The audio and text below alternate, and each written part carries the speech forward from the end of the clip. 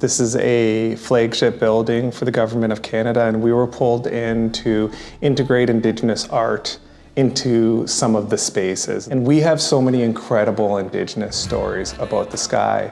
So we decided this was a great opportunity with the space that they had given us to really bring together some of the themes and some of the mythologies and some of the beliefs into this art integration.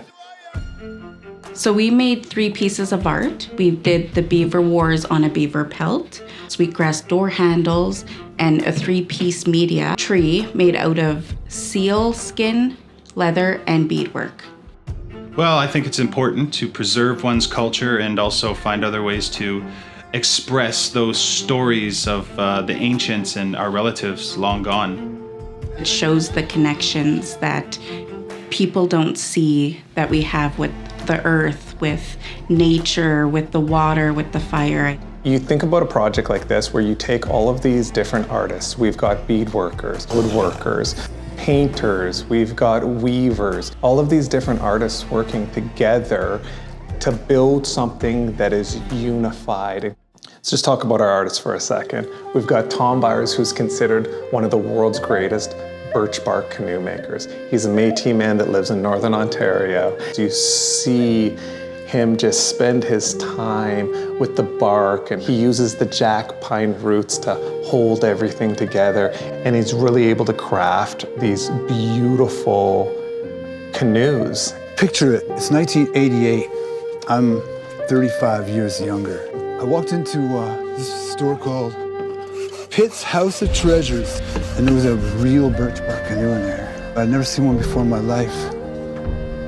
It was so incredible, and it started to talk to me. And it said, this is what can be accomplished when man works with nature rather than against it. That's what the voice said. This voice came out of this canoe. And that started me on my journey. Mackenzie Roy, another incredible artist, illustrator. She developed, a style that's based on some traditional styles, but with her own take on it. And it's been really wonderful seeing that come together because it really tells a story. So I got into beading back when I was in grade 8 with the Ojibwe teacher. She taught me how to do fringe earrings. I was very lost with my culture, and that was a way for me to reconnect with what was lost for me. So over with my art, it really became this sense of expressing myself. I explore many styles and many different mediums.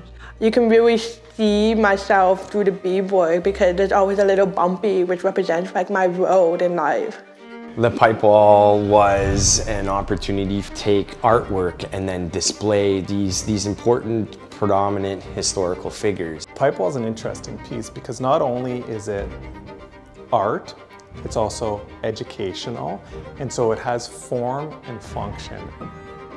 It's so beautiful, and everything was done from scratch. We had to figure out as a group, how are these things going to spin around so that we could learn the different stories. Well, the power of art for me is not only to express and heal with some deeper thoughts or emotions, but you get to leave a legacy behind. You get to leave something in the world. I think the power of art is bringing communities together, elevating people's imagination, and bringing positivity.